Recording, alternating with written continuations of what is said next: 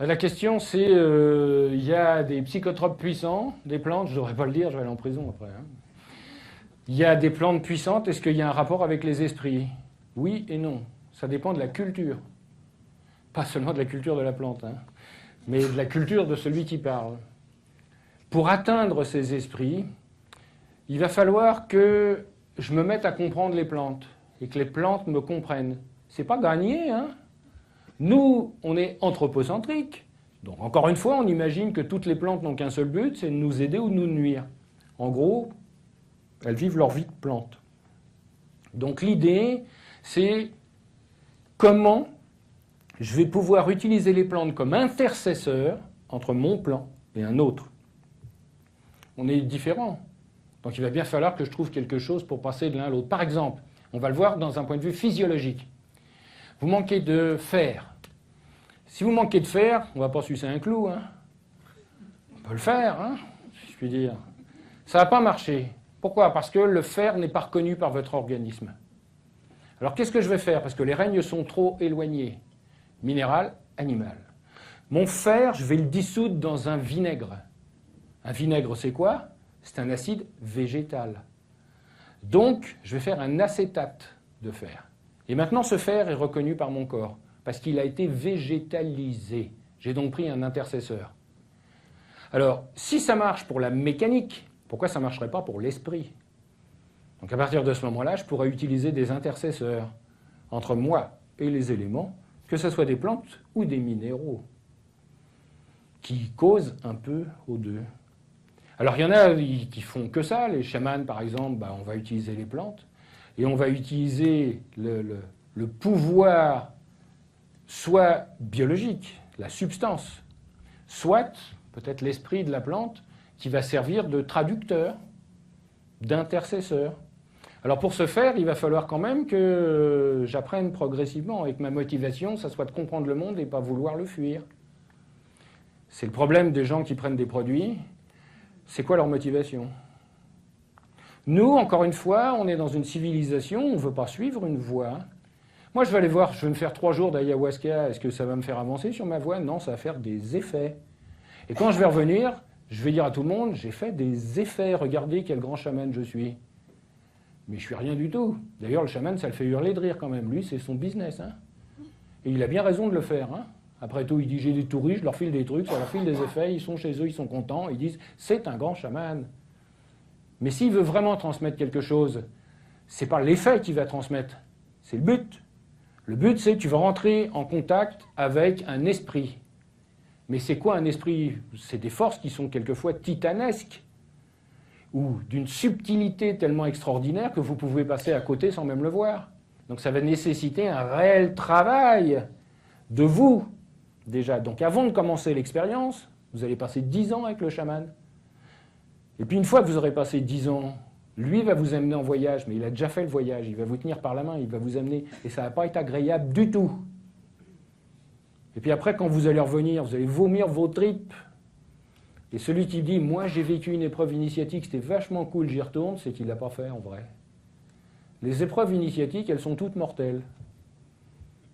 C'est-à-dire, c'est une mort des apparences.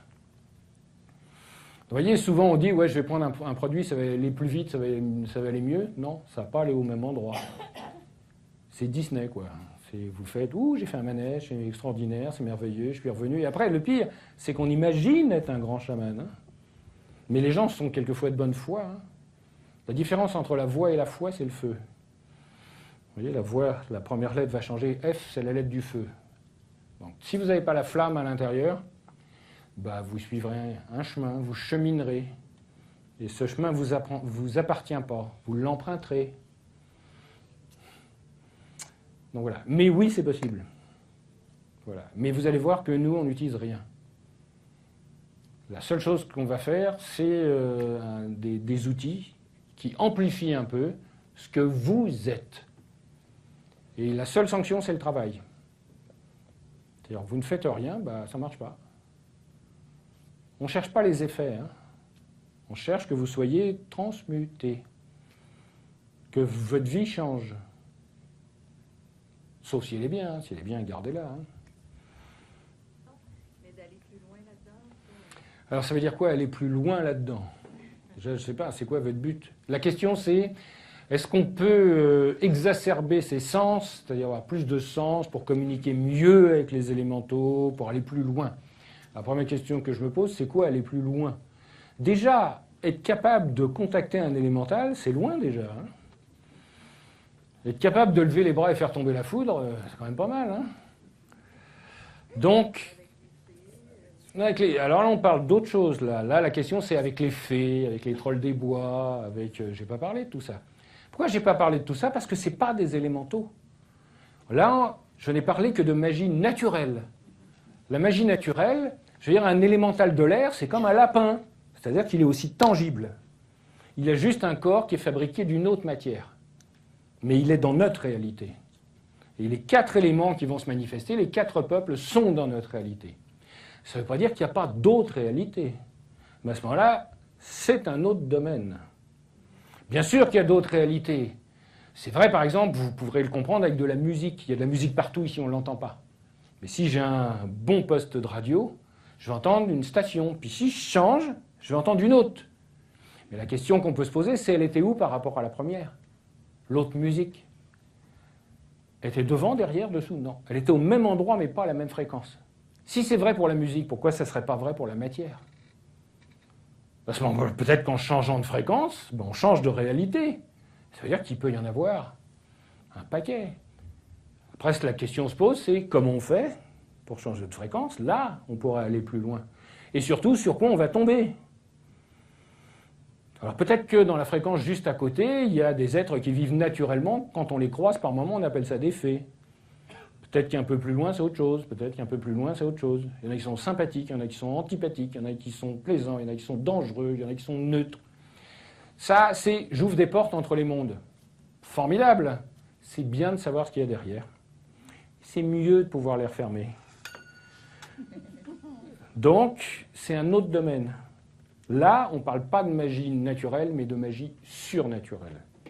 Et là, les forces qui sont derrière la porte, à la fois dans l'ordre et dans le chaos, peuvent être petites ou incommensurables. Ce qu'on appelle un ange, par exemple, c'est l'énergie d'un monde. Ce qu'on appelle un archange, c'est l'énergie d'un univers. Donc quand vous avez quelqu'un qui dit « moi je dîne avec Saint-Michel », déjà il a des relations. Hein.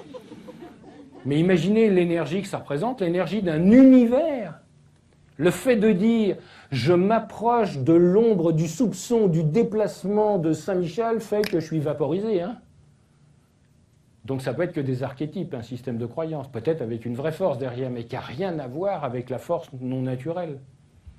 Bonne ou mauvaise, hein? Ça peut être une forme extraordinairement saine, mais moi, si je suis sur la trajectoire, un saint homme peut écraser une fourmi, hein? Et la fourmi, elle est morte pareil, hein? Il y est pour rien, il n'a rien vu, vous étiez juste pas au bon moment, au bon endroit. Donc alors ça, c'est un domaine qui supporte très mal l'amateurisme, où les amateurs ne supportent pas longtemps ce domaine. C'est un peu trivial, mais je vais vous le dire quand même, parce que c'est une phrase que j'aime beaucoup, c'est on peut mettre le doigt dans le trou du cul du diable, mais il faut vite le retirer avant qu'il se retourne. C'est facile aujourd'hui, il y a de l'info partout, vous regardez sur Internet, vous allez chercher des bouquins, il y a des rituels, il y a plein de trucs pour ouvrir ces portes. Et souvent, pour ne pas dire toujours, il n'y a rien pour les refermer. Donc ça veut dire vous ouvrez, bah ouvrez, mais s'il y a quelque chose qui est vraiment teigneux derrière, bah tant pis. Et après on va dire, ah ouais mais je savais pas, ça marche pas ça. Je savais pas, c'est ouvrir la cage d'un lion en disant je savais pas. Tant pis. Hein, c'est pas qu'il est méchant, c'est sa nature. Et si vous n'êtes pas où il faut et que vous savez pas quoi faire, bah fallait pas y aller. Par contre, ça s'apprend. Mais c'est un but. Et ça s'apprend, c'est pas juste pour faire joli. Ça sert à quelque chose. Mais ça sert réellement à quelque chose. Et ces forces existent en vrai. C'est pas une vue de l'esprit. Il est trop tard de s'en rendre compte une fois qu'on a ouvert la porte. Il y a des forces merveilleuses, extraordinaires. Il y en a d'une dangerosité, d'une horreur, vous n'imaginez même pas. Et d'autres qui sont absolument neutres. Et l'immense majorité qui s'en fout complètement de nous. Et heureusement pour nous. Il y a des forces auxquelles il vaut mieux pas attirer l'attention. Vous savez, quand un moustique vous pique, hein, il ne vous en veut pas personnellement, vous faites ça quand même. Hein. Donc, c'est pour ça que je n'ai pas parlé de ça. Voilà. Le peuple le plus proche, c'est le peuple, effectivement, qu'on appelle le peuple fée. Mais les fées, ce n'est pas des dames avec des machins, avec des baguettes qui font ça. Hein. C'est un peuple entier. Il y en a des gentils, puis des pas gentils dedans. Donc, nous, on a une vision très romantique et très anthropocentrique, en disant, c'est comme ici avec les ours, il est mignon et tout, hein, c'est à qui l'ourson? Voilà, c'est pareil. Voilà. Donc moi, je ne parlerai ici que de magie naturelle, mais croyez bien qu'il y a déjà quoi s'occuper pendant un moment, genre une vie, quand même. Et la magie surnaturelle, ça n'intéresse pas tout le monde.